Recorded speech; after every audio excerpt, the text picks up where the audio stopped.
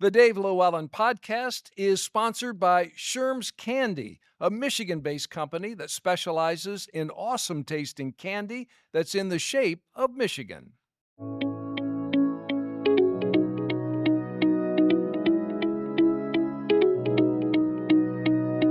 And welcome back to the Dave LewAllen Podcast. We cover sports stories, newsmakers, and difference makers in our communities and across southeast Michigan. And today we're going to get a little bit of a history lesson in the city of Detroit. Dan Austin, longtime journalist, author, creator of the website historicdetroit.org. And since May of 23, he's been the communications director at the Michigan Central Station, the old train depot that has new life thanks to Bill Ford and Ford Motor Company as a site for its workers, its technology, its mobility moving forward. But we welcome Dan Austin to the Dave LewAllen Podcast. Dan, thanks for the time today, and I'm really excited about this conversation. Yeah, well, it's great to see you again, Dave. It's been a while, and it is an honor to be on your latest venture. Well, I appreciate that so much. I mentioned Michigan Central Station, so let's start there. You're Director of Communications at the Michigan Central Station. What has been done to that building to save it, to renovate it, to repurpose it? It was for years maybe the largest, most egregious sign of blight in the city of Detroit. And now it is a showplace and a gem for this city. I think the short answer is what hasn't been done to it. Yeah. The building was abandoned since 1988 and was in ruins. And as you said, it became the poster child for urban decay, ruin porn. When you came into Detroit from Canada, you saw it from the bridge. It was the welcome mat, and not exactly the image that Detroit wanted to put out there of itself. And now it's been turned completely around, and now it is absolutely the image that you want people to think of when they think of Detroit. It's a symbol of hope, of confidence in the future of this city. And I just never thought I would ever see it happen. Yeah. It was one of those things where the best we were hoping for was that it would be like our Colosseum of Rome, right? The ruins of a once great civilization. And now to have it serve as this place where the future, not just of Detroit, but in many ways the world, is being forged. It's just pinched me, Dave. Like, how are we here? I'm thankful we're here, but how are we here? Yeah, I'm with you. Never thought we'd see the day. I did a story at Channel 7 about midway through the project. Scaffolding was all up inside, and then went back. Not when they had the first doors first open to the public after the grand reopening, but in December we went on a tour and saw the Michigan Central Station, and what a job they did. And as you say, what a gem and a beacon of hope for the future. Yeah, absolutely. It looks like it hasn't been closed a single day, let alone several decades. And I think the thing for me as a preservationist, a building hugger, is how much of it was saved. Yeah. I walked in, the first time I got a look at it, I was still working for Mayor Duggan, and he was doing the state of the city there. And I walked in and looked up at the Guastavino ceiling, and I'm like, oh man, they replaced the ceiling. They got rid of all the Guastavino tiles. They didn't. They hand cleaned every single one of them. Yeah.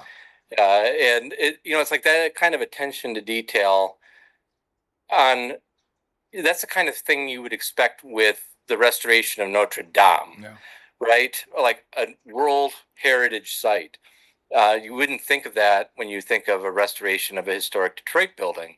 But in many ways, Michigan Central Station deserves to be on that list, right? I mean, it played such a crucial role in the history of this city. And I think a lot of Metro Detroiters especially those who uh, were ashamed or embarrassed to say that they were from the Detroit area when Detroit was down on its luck.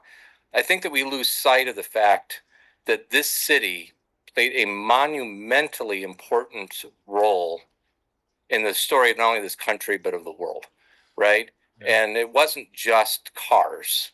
It was, everything from yes, cars to Motown, techno music to manufacturing. I mean, I could blow you away with boring minutia like one of the world's largest producers of ink Yeah. was based in Southwest Detroit, and they're still in business today. They're part of the Koch brothers enterprise. They're no longer based in Detroit. But I mean, like, we were changing the world in so many ways.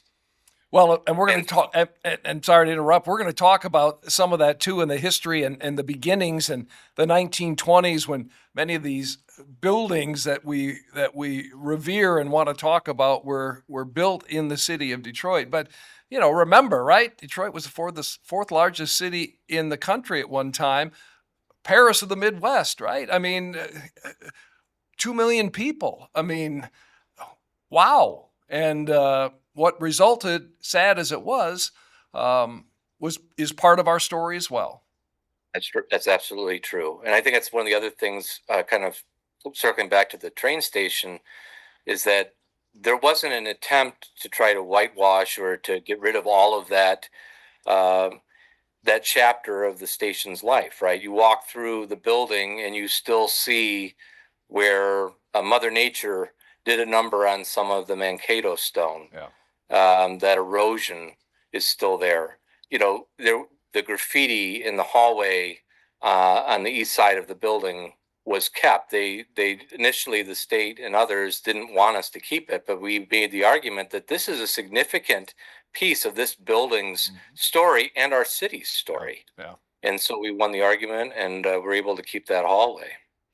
The millions and millions that Bill Ford committed to this project, he can't ever make that money back. I mean, let's be honest, right? But what it has done in terms of preservation and as a sign, as you say, and the possibilities for that building and our region going forward, it is an important thing. Yeah, I mean, I would not. I can't talk finances. I understand. But at the same time, I don't think it's an apples to apples kind of thing. The building it's not just a hotel. It's not just an office building. It's really a beacon, a monument. The investment was not just in a building; it was an investment in Corktown and Southwest Detroit and the city itself. And Bill Ford said frequently that a lot of people, especially young people, they don't want to work in a generic cinder block building next to a freeway or something in the valley. They want to work in places that inspire. What could be more inspirational than not only a beautiful Beaux-Arts 1913 landmark, but also the story behind it, Yeah. right? This monument that was built when Detroit was just about ready to hit its peak, fell down to its lowest lows. I think we all agree that bankruptcy is about as low as a municipality could get. Right. Being used in disaster scenes and Transformers and whatever Michael Bay movies, and then to be reborn.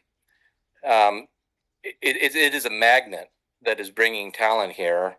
And right next door at New Lab in the former post office / book depository building, we're already seeing 100 startups from all over the world, not just Michigan, not just the country, coming to Detroit, of all places, because this is where they want to be. This is where they know they can take their businesses to the next level. And yeah, the train station is a huge part of that get, right?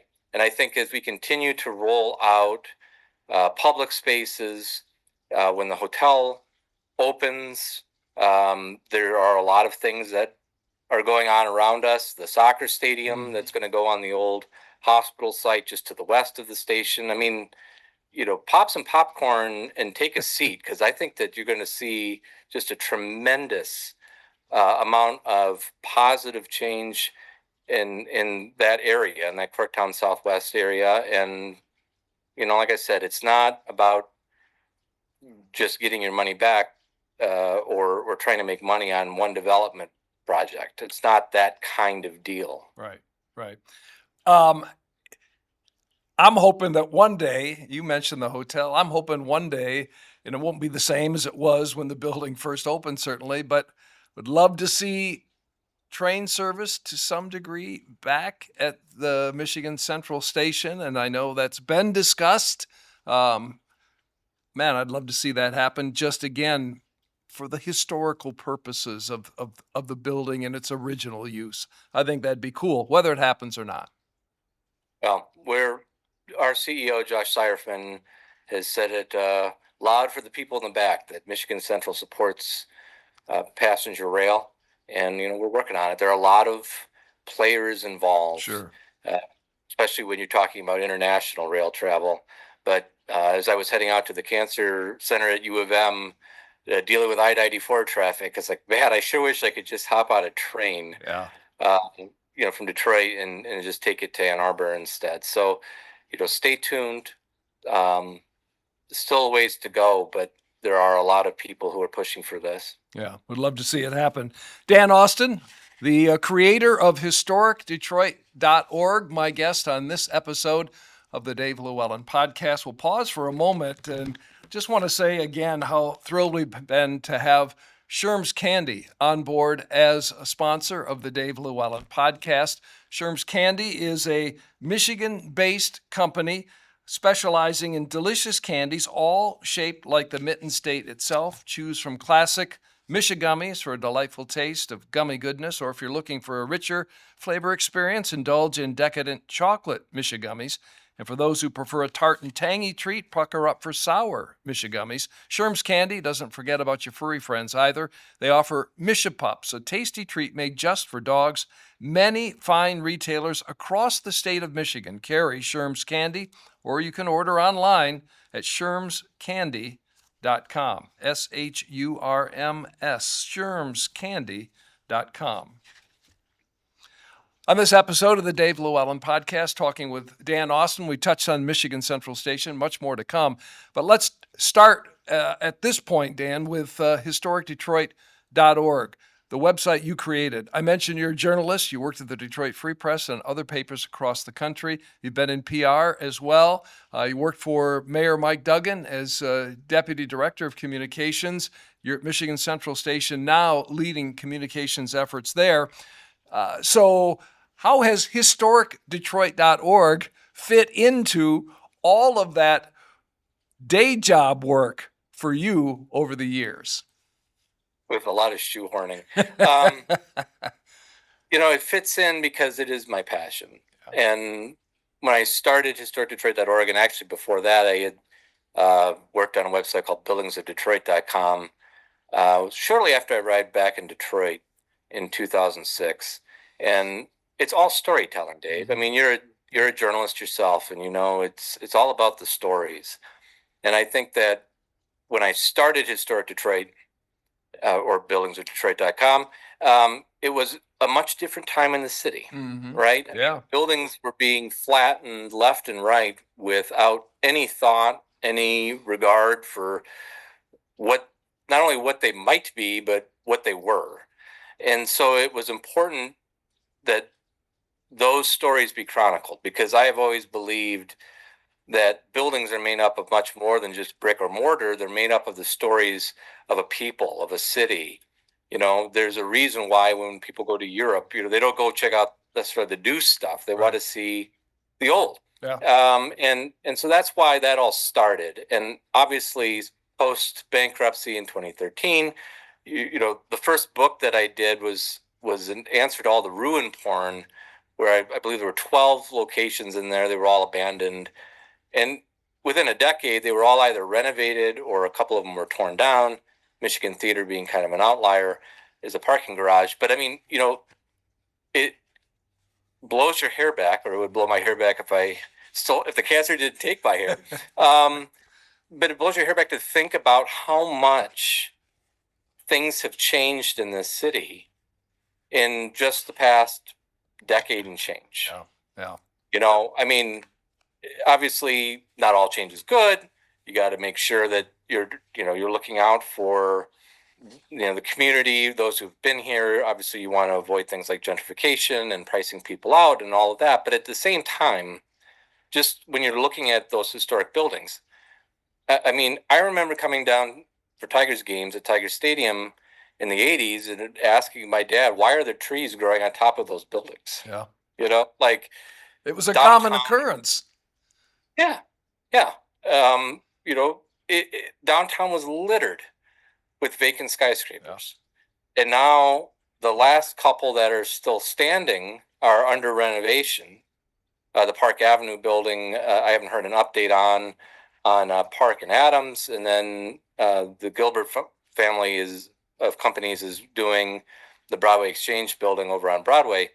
But like everything else has been fixed up. Yeah. And it's wild that you would see not only that much redevelopment in such a short period of time, but in a city where there was basically no development for a couple of decades. Right.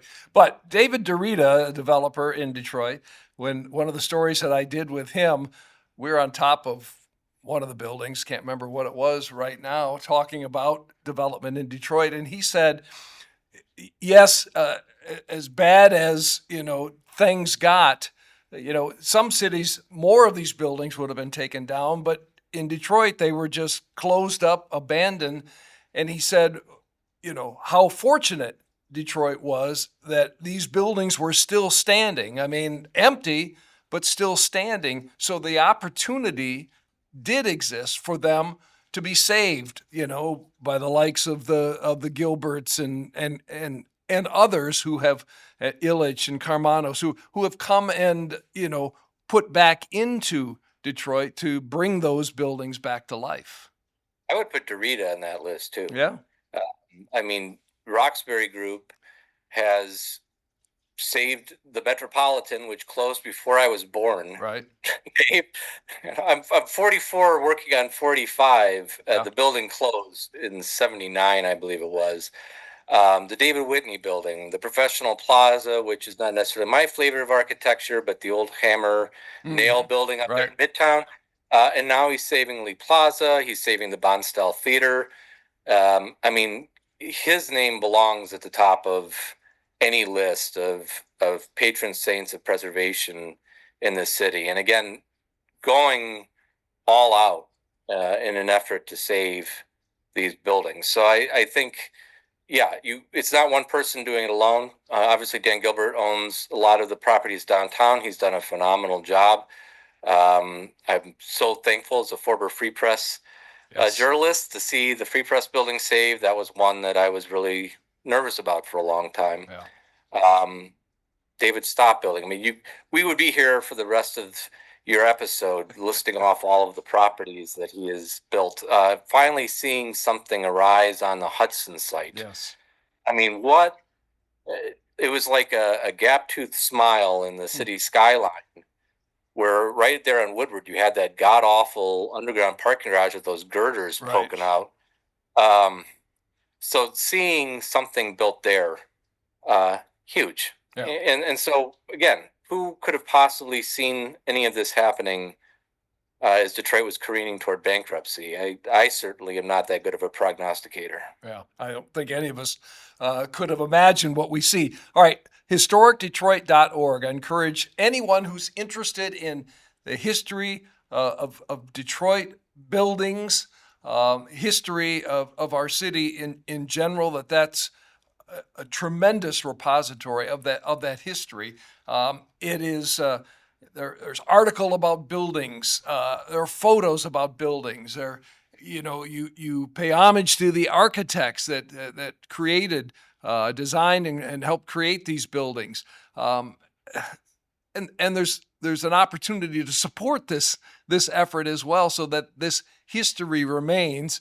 Um, in I guess a few words, or tell me about the site in terms of what else you have hoped to accomplish over these many years of blood, sweat, and tears that you put into this project, Dan. Well, when I started it, again, buildings were being demolished. Lafayette Building, Tiger Stadium, there were a bunch of them that didn't survive. And so the idea was to try to get people to stop and think twice before they fired up that bulldozer. And things have changed, right? I think that there's definitely more of a preservation mindset in Detroit now than there was. So really now it's just become trying to celebrate the history that happened in a lot of these buildings and tell the stories of people. I think that there were so many buildings that not only still stand but that have been demolished that I'm still learning about things. But also, as I've continued to do this for so darn long now, I'm I'm starting to pursue some other avenues to try to tell the story of our city. And in November, Phoebe Howard, formerly of the Free Press, who's one of the best writers in town, she got me really piqued by Substack, which is sort of one of those new social media horizons, which you should check out, Dave. You do well on it. But Well, I started I subscribe to yours, as a matter of fact. Oh, do you? Yeah. Okay, so in November 30th, I launched a Substack with the idea being is that there were a lot of stories that I wanted to tell that didn't really have a home or a fit on Historic Detroit. And also because I've been at Historic Detroit for so darn long now, um, it's easy to be overwhelmed by all of the information that's on there. So it enabled me to pick out some of those really interesting nuggets that people might miss. Right. And so we just wrapped up Women's History Month. I did a series on 5 legendary Detroit women, one of whom most people probably know, Mary Chase Perry Stratton of Pewabic, but also Johnny Mae Matthews, who was is believed to be the first Black woman in the United States to start and run her own record label. And she was the one who discovered the Temptations, and she was the one who took Berry Gordy around. Looking at people like Irma Henderson, where legendary city council president, first Black woman to serve on city council. People might see her name at the marina or on a park, but being able to dive into her story and talk about what made her such an inspirational figure. Ruth Ellis, Black women, gay rights icon. So those women's stories would not have a place on Historic Detroit, but it doesn't mean that they weren't worth telling. All right. So historicdetroit.org. Tell me about the Substack, and if people are interested, how do they sign up to receive that? And that comes through email, right? Yeah, it comes through email, or you go to there's an app, pings you, like we all need another notification on our phone whenever I upload something. So that's where you go. So you just go to substack.com and type in Historic Detroit. You can find it there. The website, we do have a Patreon. I mean, it is incredibly expensive for all of these hosting costs and newspaper archive and genealogy subscriptions, and how much is a godsend with the photography. But I mean, it's a lot of work to do this. So we have had a couple dozen folks who have been supporters of the site. They chip in some money, and then we send them either vintage Detroit postcards from the 1920s or 1910s, or tickets from Michigan Central Station that I bought off of a homeless individual who used to live in the station named Catfish back in the day. So we try to give them an incentive, T-shirts, etc. But really, at the end of the day, it's not my job. It's my passion, and it's something that I do because I love this city, and I love the story of not only the buildings but the people who were here. And so I'm going to do it until and as long as I'm around, I'm going to do it. Right. And, if they want to check it out, we're also on social. I mean, we have about 85,000 followers on Instagram and Facebook. I was one of the folks who deleted their Twitter, but so we're not there anymore. But you can check us out on social media as well. And every day we try to post either on this date in Detroit history post, whether the cornerstone was laid for Olympia, or a building opened, a building closed. Lou Gehrig collapsed on the staircase of the Book Cadillac Hotel. Those types of nuggets. So if you're at all interested in that, there's not a way to subscribe to those updates, but I mean, if you follow us, you will see them. Yep. And frankly, over the last 10, 15 years, a lot of people have fallen in love with Detroit, or fallen in love with Detroit all over again. So again, this is a way to further that love for the city of Detroit. We mentioned the books, Lost Detroit, stories behind the Motor City, and Forgotten Landscape, Landmarks of Detroit, and Greetings from Detroit as well. You've been a busy man doing all this work. Yeah, I'd like to say that I've been blessed with not having a dull career, whether it's Pulitzer Prizes at the Free Press, reopening the trade station, working with Mike Duggan. I've lived a very blessed life and a really exciting career.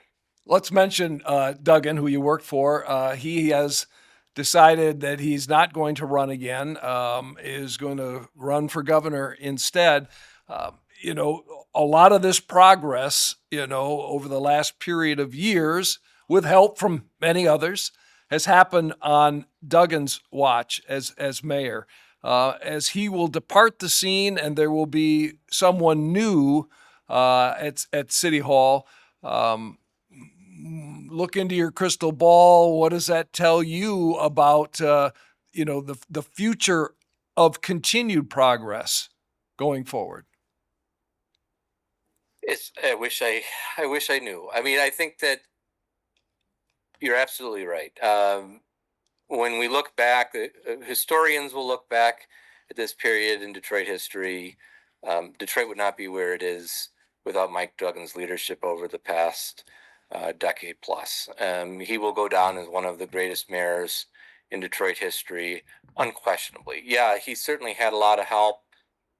Bankruptcy clearing a lot of the bad debt off the books, friendly administrations in Washington and in the Obama and Biden administration sending hardest hit funds and other resources to demolish blight. I mean, yeah, he had help, but at the same time, you could give anybody millions of dollars. It doesn't mean that they're going to be able to perform miracles, right? And I think that when we get ready to hand over the keys to another mayor, obviously, a lot of really interesting candidates, people with experience, people from different backgrounds. I think that the mayor has gotten the ball rolling, long as a lot of those programs, specifically the Strategic Neighborhood Fund, which is one of the programs I worked on when I worked in the Doug administration. That's a really, really important program. You keep those things going and continue to build, not just what he did. I'm not saying that the next mayor has to just keep Duggan policies and programs going, but I mean, taking a look at those things and keeping the good going and keeping that progress moving.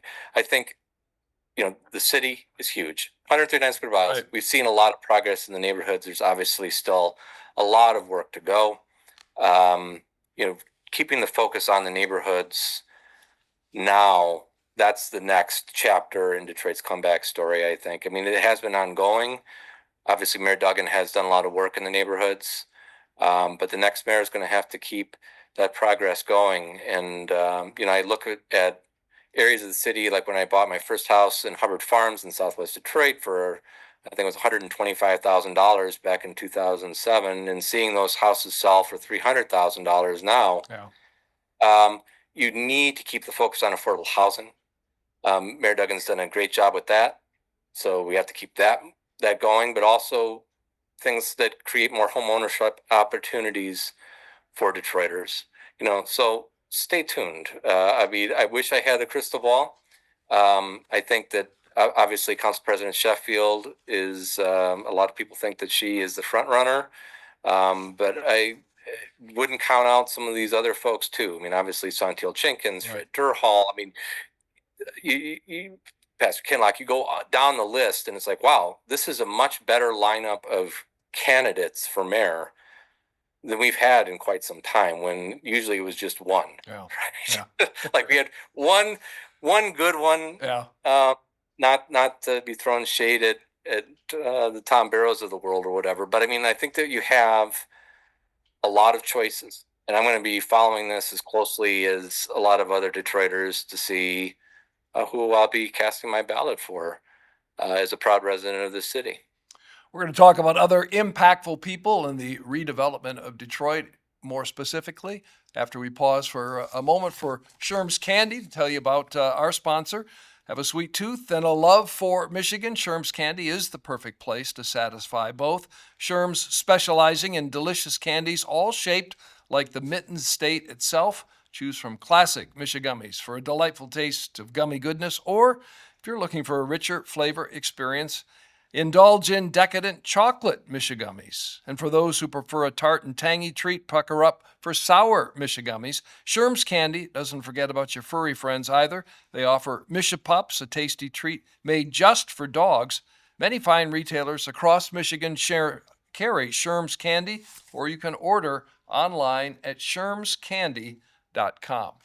Speaking today with Dan Austin, the creator, webmaster for historicdetroit.org, journalist, former Duggan administration member, director of communications for Michigan Central Station. We're talking about buildings in Detroit, architecture, history, and the like.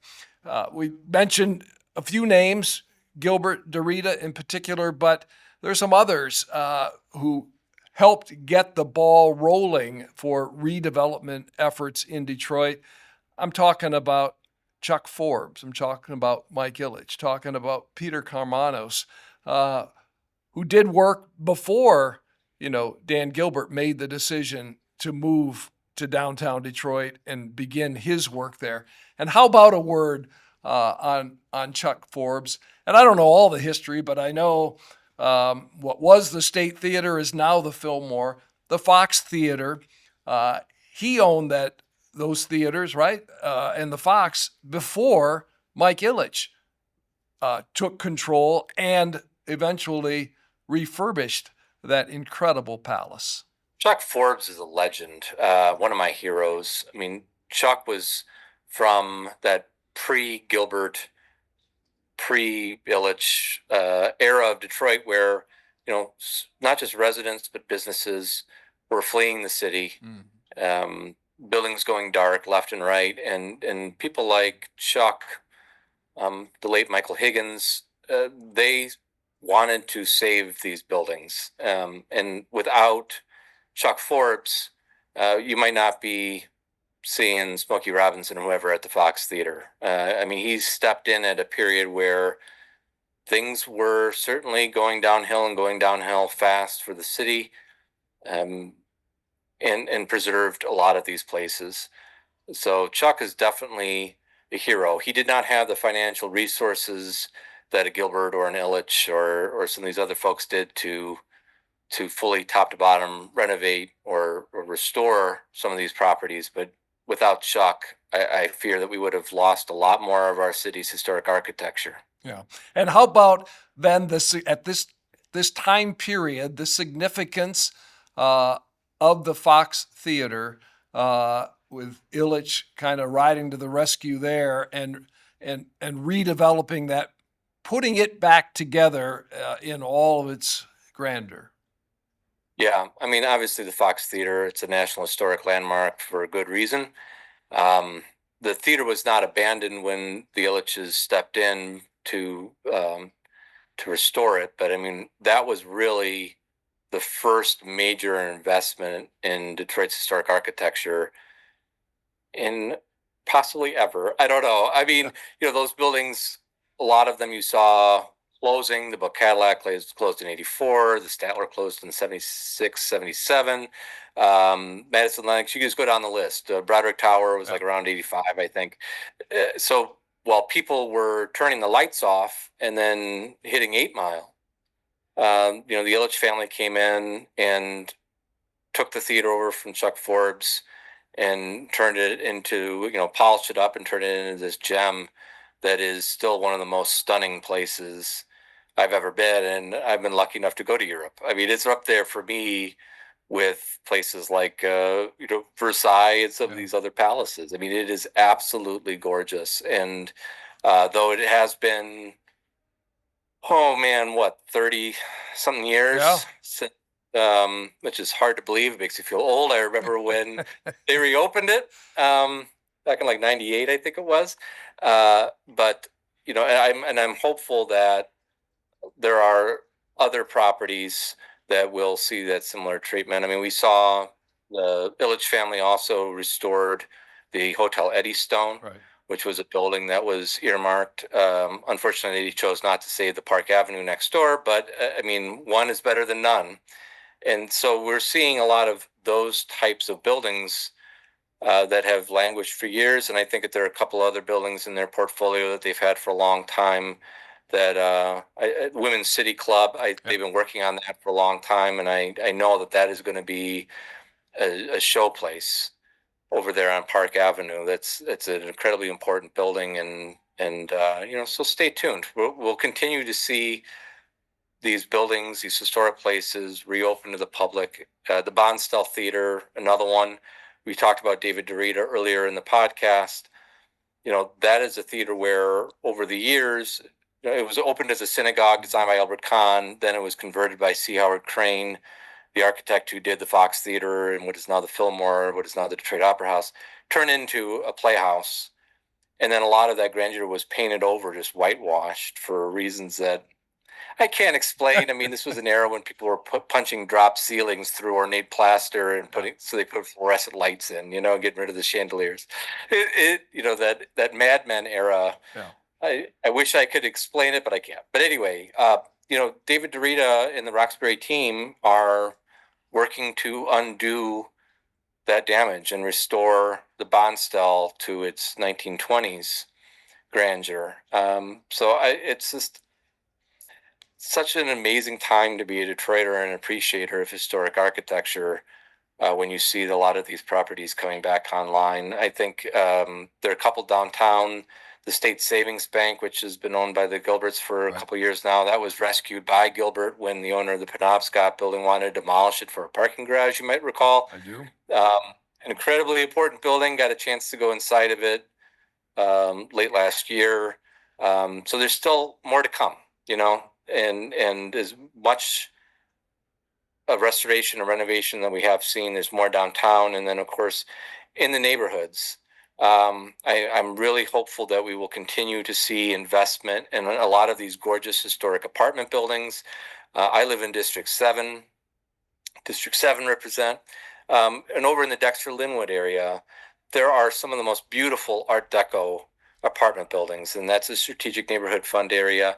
I'm hopeful to see that. You look at buildings like the Southwest YMCA on Clark Avenue on Clark Park. That's been abandoned for 20 something years. So there's still plenty of opportunity for people to come in and rescue a lot of these gems.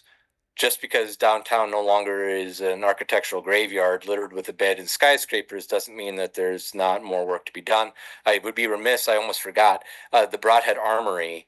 I'm really hopeful that the Detroit Parade Company follows through with its plans to save a portion of that building and turn that into yet another gem on the Detroit River and the riverfront. And then, of course, we'll see what happens with the old Uniroyal site. Yeah. So I could go on and on and on, Dave. And the Renaissance Center and what, the redevelopment that could occur there to open up more of the riverfront to residents and create a whole new space that really is limited now because of the design of that incredible structure.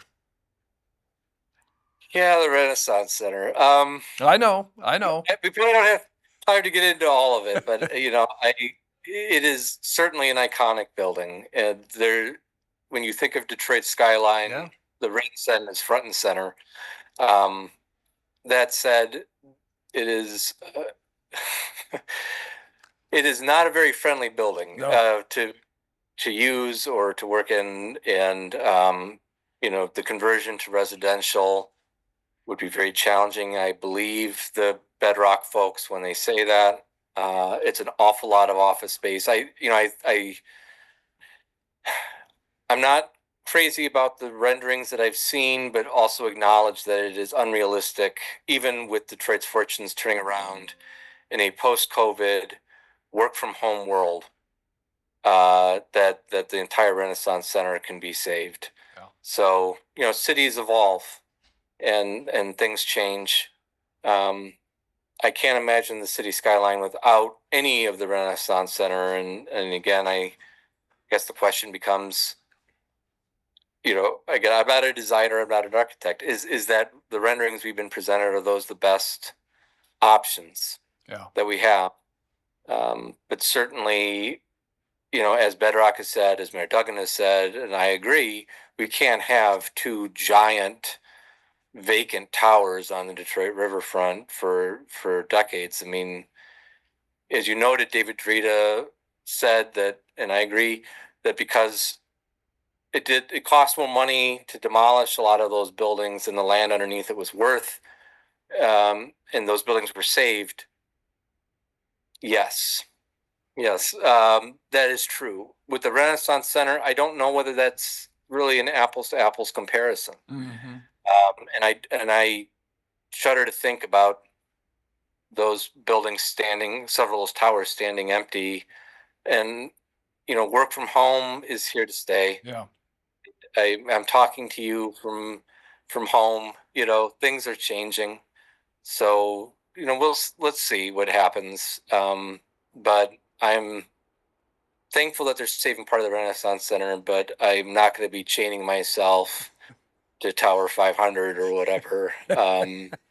If the wrecking balls show up. Yeah, I hear you. I hear you. Not like some other buildings. All right, we're going to have to wrap this up, but we could talk all day. And again, I encourage anyone interested in Detroit history, the history of the fantastic buildings that are there. There's so many other things that we haven't got into that we could. Maybe we'll have to have Dan back and talk more about it. But as historicdetroit.org, again, is the website. Go there, enjoy it. You can spend hours there. I'm telling you, from my own experience, you'll spend hours there. There's the great homes, mansions in Detroit as well, are all covered there on that website as well. But as we wrap up today, Dan, if I said, Dan, your favorite building in Detroit that you've written about, that is included on the website, what is it? That's like asking a parent to choose their favorite child, Dave. I was the favorite child, I'm sure. I think that I would go with that's still standing. We're talking about. Sure, yeah. I think I'm going to go with the Metropolitan Building, which we talked about, that David Drita and Roxbury saved. Not only is it just a really beautiful building with incredible views at the Monarch Club at the top, but it's also where I was lucky enough to marry my wife. Oh. And so for that reason alone, it has ascended to the top. But obviously, Guardian, Fisher Building. I mean, I could go on and on. Trains. Oh my God, I'm the comms director of Michigan Central. Michigan Central Station is my favorite building. Beyond Michigan Central Station, the Metropolitan Building would probably be up there. Well, that's the proper PR comment to make. PR gap. PR 101. My favorite building is Michigan Central Station. Yeah. Well, I had the pleasure of working in the Fisher Building for a number of years as well. 21st floor, WJR, Golden Tower of the Fisher Building. It is a fantastic building as well. We were married at St. Hyacinth Church in Detroit. Another fantastic building, religious building. We didn't even get into churches, but they're covered on your website as well. Yeah, I think that the churches are a real. it's not the easiest thing in the world. You can create only so many brew pubs and churches. Right. And Detroit has a lot of historic churches. And I've heard that a couple others are getting ready to close. So that's a priority. And if I had $1 million or many millions of dollars, I would certainly want to buy one of those. Yeah. So I did see an article about a church in Indian Village being turned into a house. So lots of work to do. But man, yeah, churches, Dave, let's talk churches next time. All right, we'll do that. Because I know we got to go, but that is certainly from a preservation standpoint, next to schools. Yeah. The real preservation concern, I think, for a lot of folks. Yeah, absolutely. We'll leave it there today. Dan, thanks so much. Thank you for all the work in creating historicdetroit.org and for the books. We mentioned 3 of them. They're available. Look for those as well to really delve into the significance of historic buildings and architecture in the city of Detroit. We have so much to experience and to love in the city of Detroit. Dan Austin, thank you for the time today, and we will get you back and talk more about these great buildings and the history of Detroit, which you chronicle so well. Thank you for your time today. Thank you, Dave. Look forward to next time. And as always, we thank you for joining us on the Dave LewAllen Podcast. Thanks to producer-director Josh Bowern as well. Most of all, to you for listening. We are on YouTube, Spotify, Apple Podcasts, Amazon Music, wherever you find your podcasts. Share this with a friend, tell them about it, and join us for these conversations and more to come. Until next time, stay safe, be kind.